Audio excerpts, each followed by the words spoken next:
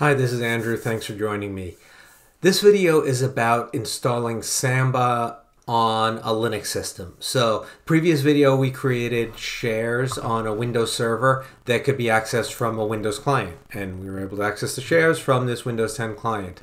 Samba is a way of creating the same style of share on a Linux system that can be accessed from a Windows computer.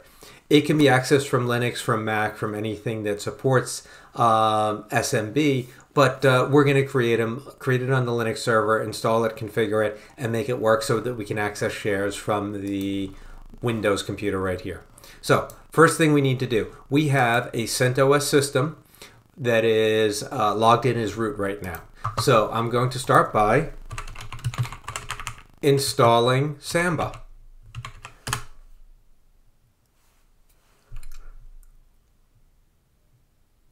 And yes on that.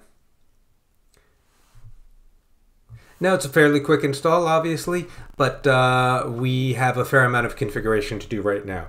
So first thing we're going to do, systemctl, we want to start SMB,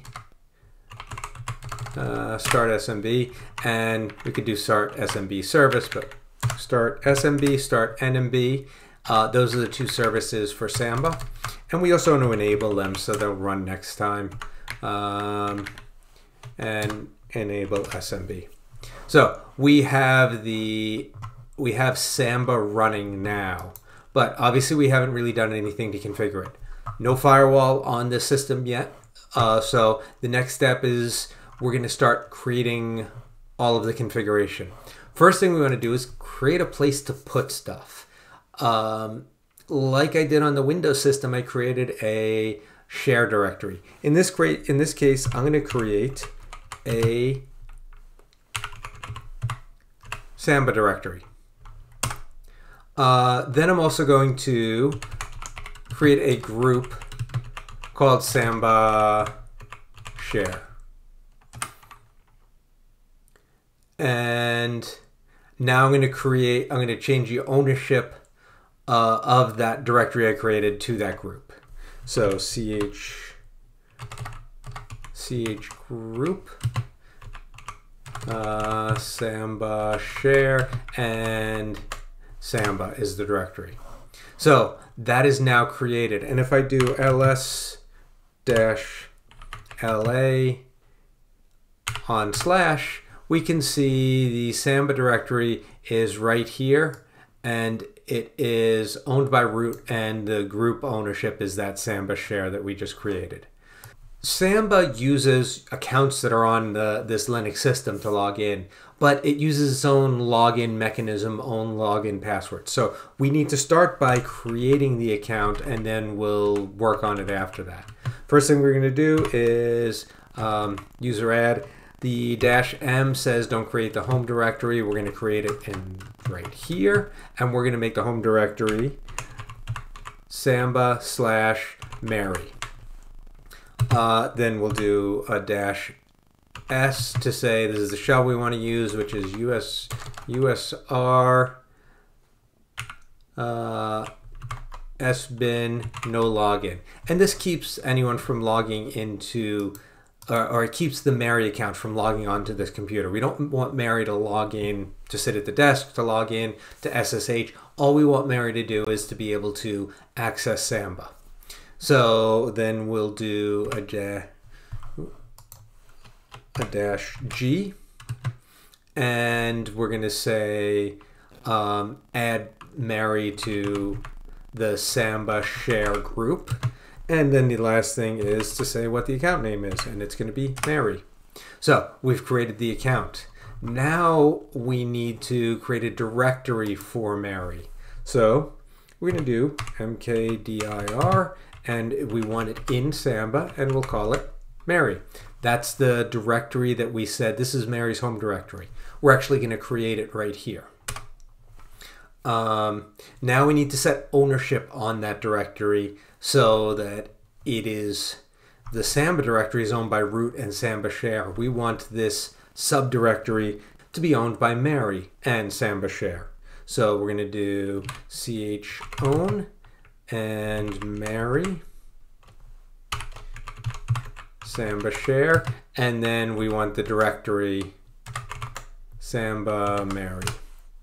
So ownership is set there. The next thing we need to do is actually set permissions on the directory.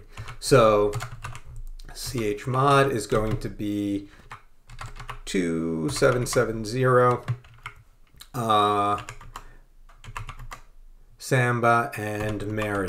So what we're doing here is setting a bit on this to ensure that files created under this directory are owned by Mary as well. Now we need to set a password for Mary, and it's not the password command because you're not logging into the Linux system. It's actually the SMB password command, and we're going to set it for Mary, and it's going to prompt us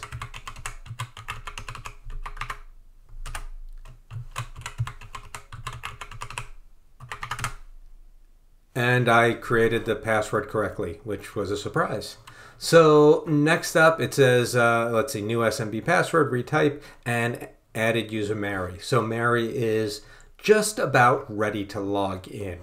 One more step we need to do is enable Mary's Samba account. So it's SMB password -E for enable, and we'll do Mary. And Mary is now enabled. So Mary is now ready to log into the system, but we haven't actually gone into the Samba configuration and given her anything to log into with yet. So now we need to edit the Samba configuration. I just installed Nano, makes it a little bit easier for me to edit this. So etc samba smb conf. And now I can work my way down in this file to the point I need. I want to define the share that is going to be accessed. So I go down here. The format is very specific. I'm following directions from a website. Obviously, if you do this often enough, it's something that you'll remember most of it. You can have your own. If I had a previous one here, I could copy and paste it down. It would be very similar to what we have in those, but I'm going to just do path Samba Mary, and then browsable equals. This is whether it shows up when I connect to the server, and I actually want it to. I'll show you what it looks like. Browsable, yes. Read only is obviously whether you can write to the directory. I'm going to say no because I want Mary to be able to write to it. Force create mode equals 0660. The permissions on it. Force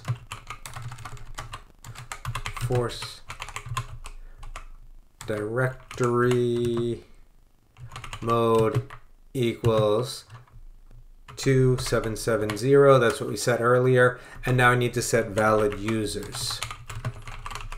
And I'm going to actually only set Mary as the valid users.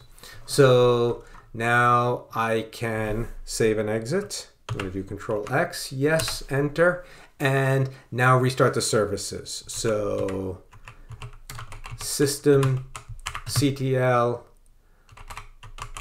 restart SMB and restart NMB. Now these services are restarted. Everything should read the new configuration.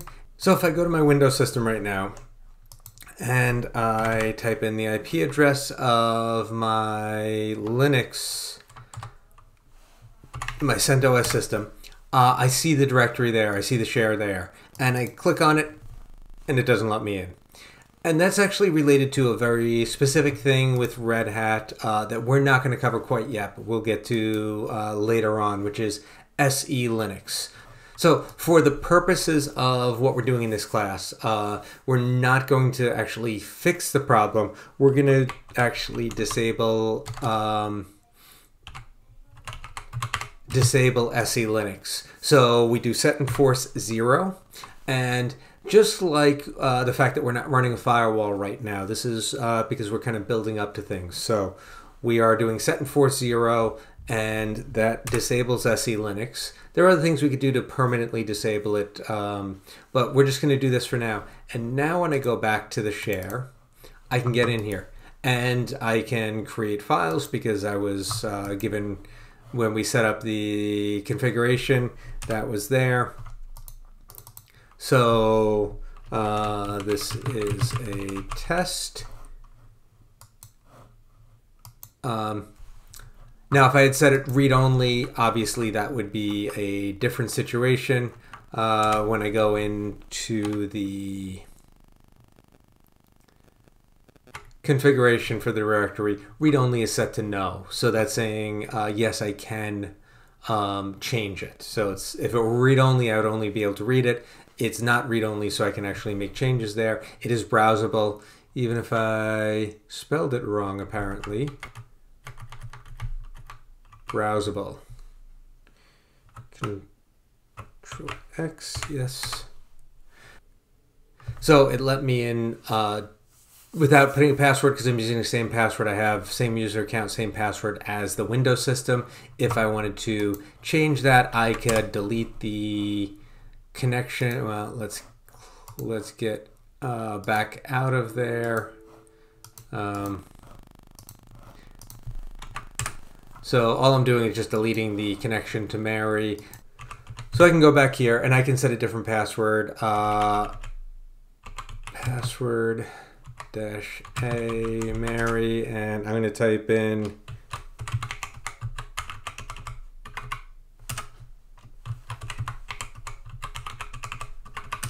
a different password for Mary, so it doesn't match the password on the Windows system. I go back here, I connect, and it actually prompts me and says, what's your username? So I can do Mary,